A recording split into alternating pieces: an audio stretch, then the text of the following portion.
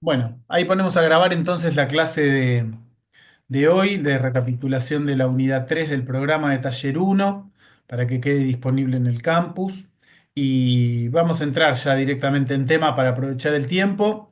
Haremos una breve recapitulación de los contenidos de la unidad 3 y después ya preguntas o comentarios que quieran hacer en relación al parcial.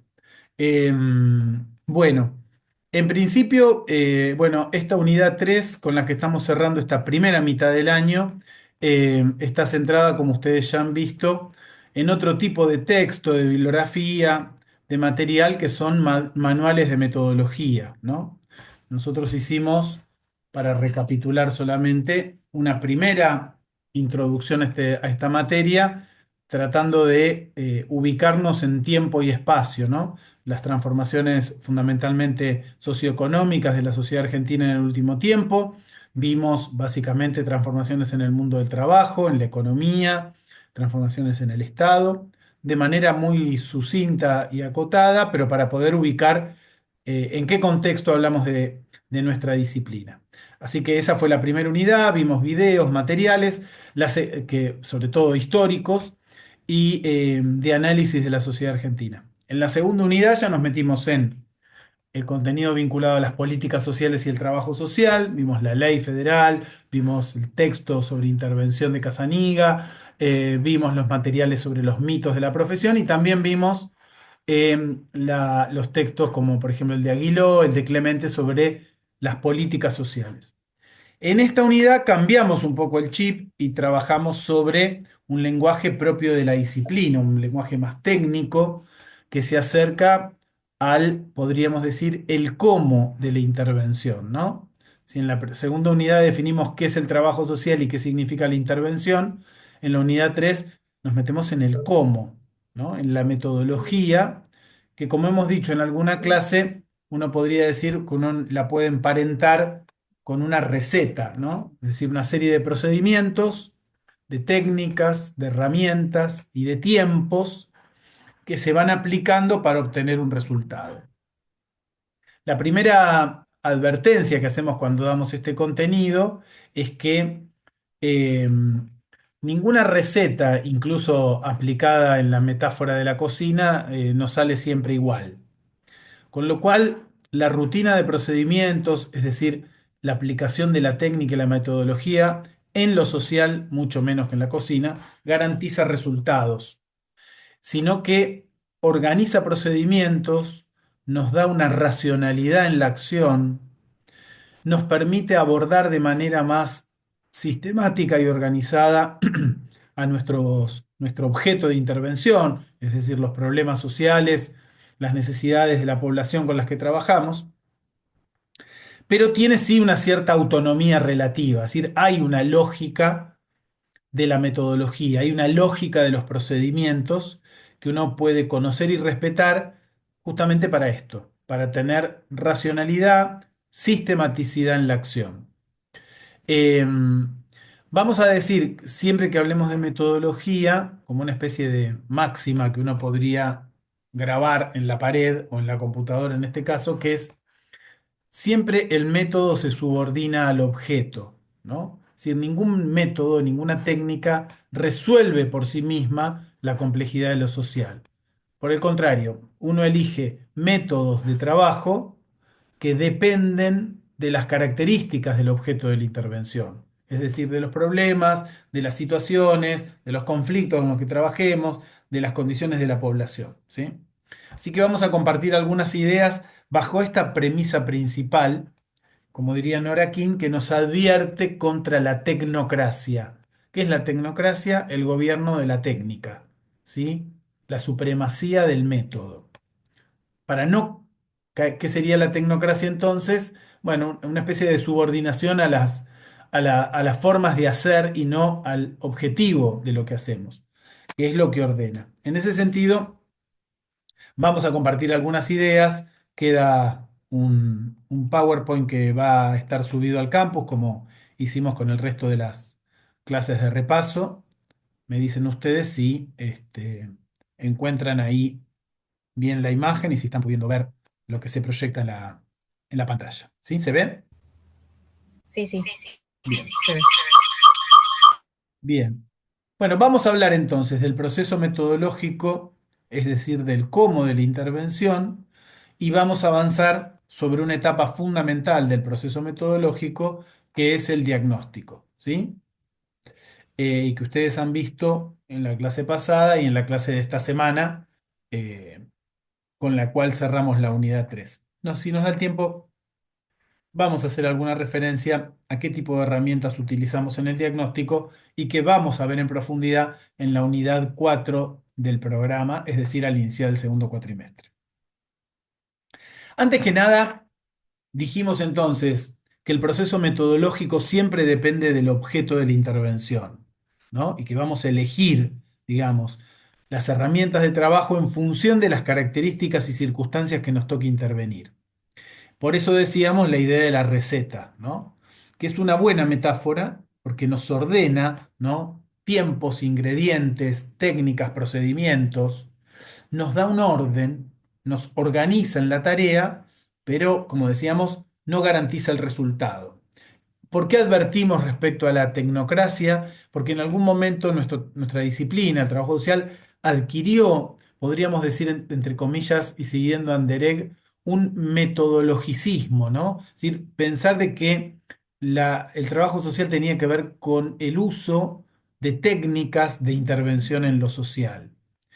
De hecho, Anderegg en algún momento dice, el trabajo social puede parecerse una tecnología social. Y nosotros discutimos esta idea y decimos que si bien los métodos y la técnica son muy importantes, siempre van a depender de dos cosas, de la teoría y de la práctica, ¿sí? Es decir, el método sin teoría está ciego y sin la práctica resulta estéril, ¿sí? Siempre cuando uno, recién decíamos que las lecturas de esta unidad son como un manual, decimos que un manual lo utilizamos cuando estamos haciendo algo, ¿no? Como un apoyo a una tarea. Entonces, la idea de la metodología es la técnica que apoya una tarea, que apoya una práctica y que está orientada por la teoría. Bien, método, teoría y práctica forman parte, podemos decir, de lo que compone nuestro campo disciplinar. Y ahí es donde ubicamos el proceso metodológico. Que como ustedes saben, y avanzo un poquito más, tiene ciertas lógicas, ¿no? Tiene etapas y lógicas. Como ustedes han visto con el texto de Anderegg, el proceso metodológico se estructura en torno a cuatro grandes etapas. Una etapa de conocimiento que llamamos diagnóstico, ¿sí? Una etapa de programación, es decir, de planificación de resultados anticipados, de a dónde queremos llegar, qué queremos lograr. Una etapa de la ejecución, que tiene que ver con el cómo hacer y con la acción propiamente dicha, una etapa de ejecución, y una etapa de evaluación, es decir, de contrastar resultados que se han logrado, esperados o no esperados, en función de lo que hemos planificado. Estas cuatro grandes etapas decimos que responden a movimientos del pensar y movimientos del hacer, ¿no? Es decir, en todo proceso metodológico hay una etapa reflexiva y hay momentos de acción. Por eso el proceso metodológico articula el pensar y el hacer. Nosotros decimos que pensamos, por ejemplo, cuando estamos haciendo un diagnóstico o una evaluación y qué hacemos cuando estamos programando o llevando a cabo ciertas actividades. De todos modos, estos dos movimientos son inseparables, ¿no? Uno también podría decir que pensar ya es hacer algo. Pero solo para aclarar o para hacer un poco más explícita estas figuras, decimos que cada etapa tiene una cierta lógica propia, ¿sí? Alguna más centrada en la reflexión, que siempre va a estar iluminada por una teoría, por un conjunto de conceptos, ¿sí? Por un conjunto de datos, de información, y una lógica propia del hacer que tiene que ver efectivamente con las tareas y actividades que se llevan a cabo, siempre en función del objeto que sea conocido. Diríamos entonces que la relación entre conocimiento y acción es una relación inseparable y son las que eh, estructuran el método o el proceso metodológico en el trabajo social. ¿Sí? Todo proceso metodológico parte de una situación. La idea de situación es la circunstancia en las cuales nos toca intervenir y sobre esa situación proyectamos, aspiramos a buscar cambios, transformaciones, modificaciones que se van a producir a lo largo del proceso de trabajo. Sin embargo, esos cambios o esas modificaciones siempre tienen como punto de partida el conocimiento. Es decir, si yo conozco una situación y pretendo modificarla, primero la conozco para saber de qué se trata y además saber a dónde quiero llegar. Es decir, cuáles son los cambios que se requieren, las transformaciones que hay que operar en esa realidad social en las cuales nos toca intervenir. ¿Vamos bien hasta acá? Ustedes pueden escribir en el chat, pueden abrir el micrófono, pueden preguntar, si no vamos avanzando. La primera etapa, decimos, del proceso metodológico es la etapa del diagnóstico, ¿sí?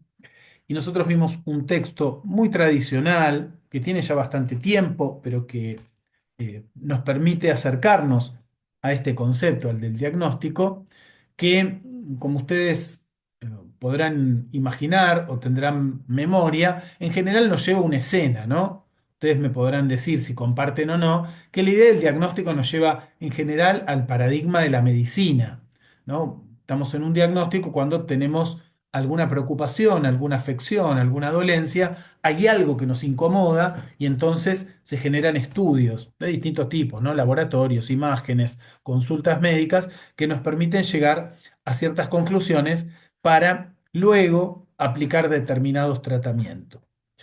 En la historia del trabajo social, probablemente en Trabajo Social 1 ustedes lo vieron, las pioneras del trabajo social, como Mary Richmond y otras, hablaban de la ecuación diagnóstico y tratamiento. De hecho, es el título de un libro que apela a un poco a esta figura de la medicina o del laboratorio como la imagen que ilustra esta filmina, ¿no? La idea de que en un laboratorio, en un lugar aislado, se pueden analizar, en este caso, los procesos sociales para dar cuenta de cuáles son esas dolencias, incomodidades o malestares que requieren un diagnóstico. Sin embargo, fíjense la definición que da Alwin de Barros, ¿no? Y otras autoras del colectivo chileno de trabajo social. Habla de un proceso de medición, ¿no? Y uno se pregunta si en lo social es posible medir, ¿no? Dice proceso de medición e interpretación que ayude a identificar situaciones, problemas y sus factores causales en individuos y grupos, ¿no? Primera parte de esta definición. No sé cómo les suena la palabra medición, ¿sí? Les pregunto, y si quieren compartimos brevemente impresiones, ¿es posible medir lo social? Puede comer tranquila, no hay ningún problema que estamos acá compartiendo la clase. Eh, ¿Se puede medir lo social? ¿Hay un metro? ¿Hay un termómetro? ¿Hay una balanza que pesa lo social, que mide lo social? ¿Qué les parece? ¿Qué opinan? ¿Es posible de ser medido lo social? Bueno, mientras piensan alguna ingeniosa respuesta que pueden escribir en el chat, uno diría, bueno, pensemos si lo social se puede medir. Y uno diría, bueno, podemos encontrar, por ejemplo, estadísticas, ¿no? Por ejemplo, el nivel de pobreza, el grado de desnutrición infantil, los problemas de desempleo. O sea, uno encuentra con que hay la tasa de mortalidad infantil. O sea, hay mediciones para explicar fenómenos sociales. Sin embargo, la palabra parece como un poco extraña para una tarea de diagnóstico social. Y nos lleva un poco a esta idea que ilustra, como les decía, la filmina del laboratorio, ¿no? La idea de que lo social puede estudiarse como si fuera un laboratorio. ¿De dónde viene esta idea o esta mirada del diagnóstico? Bueno, desde la idea de que para entender y para abordar lo social, hay que tener un método y un método que sea científico. Por lo tanto, durante mucho tiempo las ciencias sociales operaron y operan con el paradigma, ustedes me dirán si lo escucharon nombrar, de lo que se llama el positivismo, ¿no?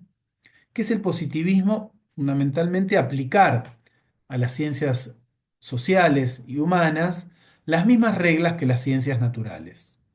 Entonces, pensar de que los procesos sociales se pueden estudiar del mismo modo que los procesos de la naturaleza, ¿no? Hoy poníamos un ejemplo a la mañana respecto a la experiencia de un pensador de hace mucho tiempo, que era Isaac Newton, que vio caer una manzana una vez, otra vez, otra vez, y terminó diciendo, bueno, si la manzana se cae del árbol siempre del mismo modo, es porque hay algo que lo explica, y es la ley de gravedad, ¿no? Un fenómeno de la naturaleza. La ley de gravedad explica que los objetos caen hacia el centro de la Tierra porque la Tierra atrae con un campo magnético que tiene. Imaginemos que aplicamos el mismo, entonces nosotros podemos describir, veo que la manzana se cae una, dos, tres, mil veces y encuentro una ley que lo explica, que es la ley de gravedad. Entonces me permite describir, veo el fenómeno, explicar, pongo una ley, la ley de gravedad, e incluso, dice Alwin de Barros también, podemos predecir, ¿no? No hace falta que la manzana se caiga del árbol, que si yo sé que se desprende, va a ir hacia el piso. No hace falta, lo puedo anticipar. Fíjense si aplicamos las mismas reglas a lo social, ¿no? Yo podría decir, como una metáfora exagerada, todos los petizos orejudos son asesinos. ¿Conocen la historia del petizo orejudo? De ese criminal que estuvo preso en Ushuaia, muy famoso a principios del siglo XX, que dio origen a lo que se conoció como en la criminología como eh, los estudios lombrosianos, del lombroso. Es decir, una persona, según sus rasgos físicos, yo ya sé cómo se va a comportar, ¿sí? Según sus características físicas. ¿Esto podría ser, les parece razonable? Todos los petizos Portación de cara. son... No, ¿no? No parece razonable. Bueno, estoy haciendo una metáfora un poco exagerada para decir lo que implica aplicar las leyes de la naturaleza para entender lo social. Yo no puedo anticipar del mismo modo que sé que se va a caer una manzana, que las personas con tales características físicas van a tener tales comportamientos, ¿no?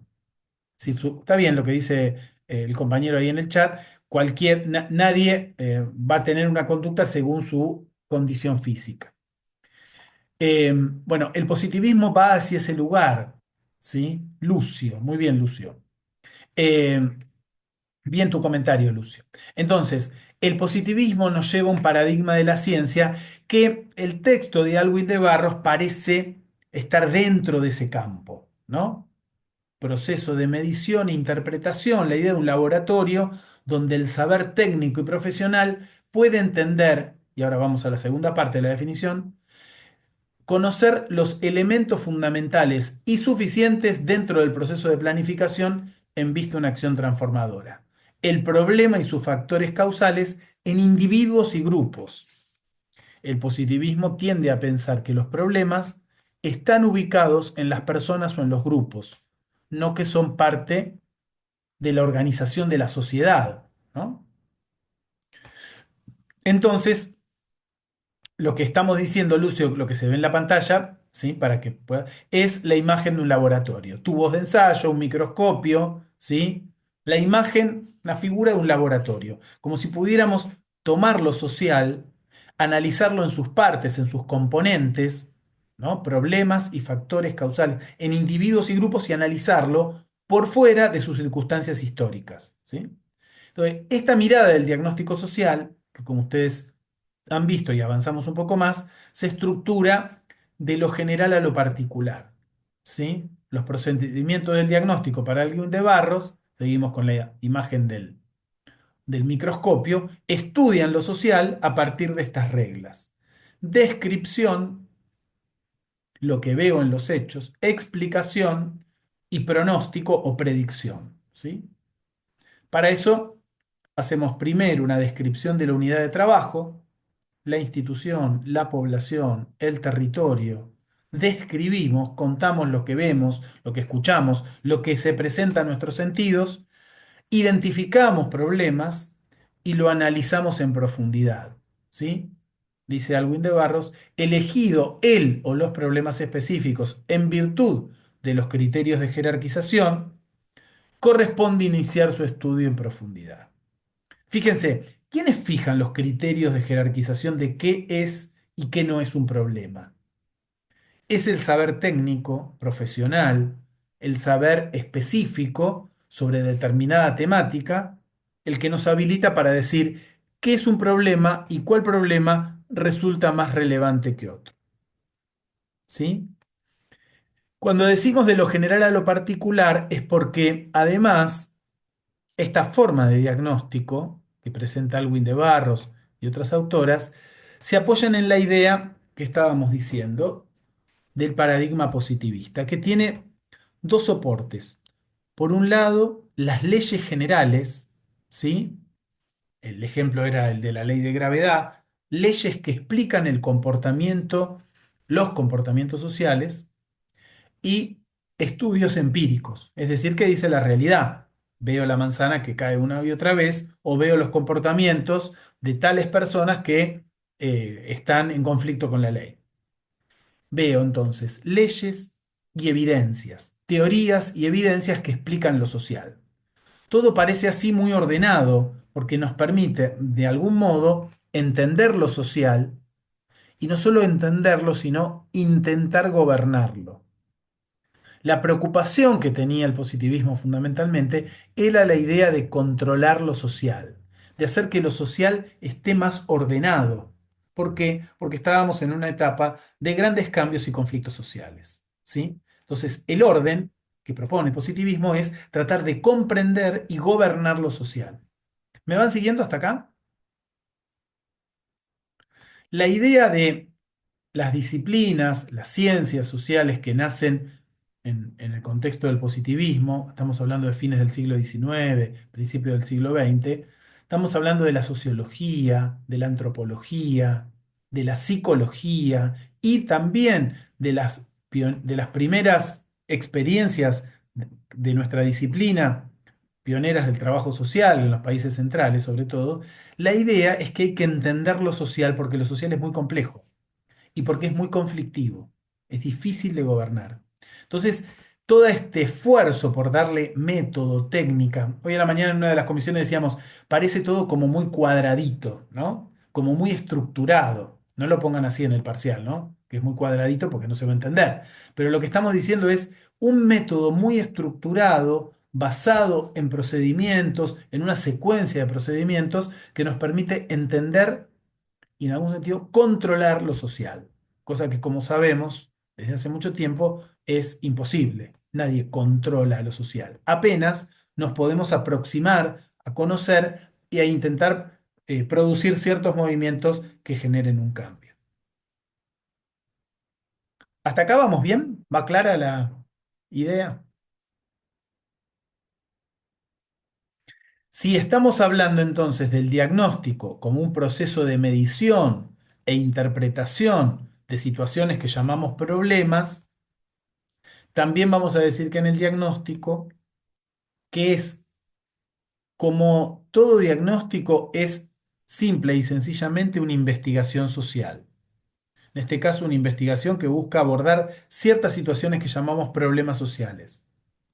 Pero además de ser una investigación como cualquier otra, el diagnóstico nos provee elementos para poder actuar en lo social. Entonces vamos a identificar también recursos, capacidades, y actores sociales que están presentes en esa unidad de trabajo.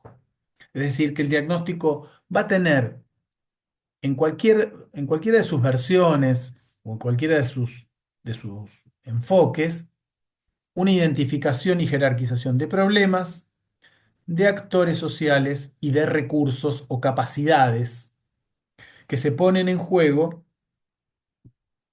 para poder dar cuenta de esa situación y transformarla. ¿Bien? Si seguimos en esta misma lógica, vamos a ver que los instrumentos que utilizamos en el diagnóstico, el texto de Alwin de Barros los menciona, el de Anderek, que vamos a trabajar en la próxima unidad, un nuevo también va a detallarlo. Va a utilizar ciertas herramientas, son solo como ejemplo algunas de las que figuran ahí. Cuestionarios, entrevistas, observaciones, consulta de documentación, a eso llamamos fuentes secundarias, documentación, legajos, archivos, expedientes, ¿sí? Historias clínicas, si estoy en un hospital. Vamos a construir información basada en estas dos cosas que decíamos. En teorías, es decir, algo que nos sirva y nos permita explicar y entender lo social, ¿no? Supongamos que tenemos que entender cualquier problema, ¿no? El abandono escolar, la violencia de género, el desempleo juvenil, la malnutrición. Son problemas que requieren explicaciones y esas explicaciones las buscamos en bibliografías, en investigaciones, en especialistas y también vamos a buscar información que surge del campo. ¿Qué le pasa a esas personas, a esas familias, a esos grupos con los cuales trabajamos? Y para eso vamos a hacer entrevistas, visitas domiciliarias, ¿sí? Observaciones, reuniones de padres en la escuela, ¿sí? Asambleas con los vecinos. El diagnóstico se va a componer de ese doble registro de la información. La teórica, bibliográfica, lo que llamamos fuentes secundarias, estadísticas, y sistematizaciones, investigaciones, estudios, y que la palabra y la acción de personas, grupos, familias con las que trabajamos y vamos a entrevistar, a hablar, a escuchar, a visitar. El diagnóstico va a requerir, y este sí es un aporte que nos hace el texto de Alwin de Barros, para que sea un diagnóstico riguroso, serio, profundo, va a requerir de ese doble registro de información. Siempre en torno a algún problema.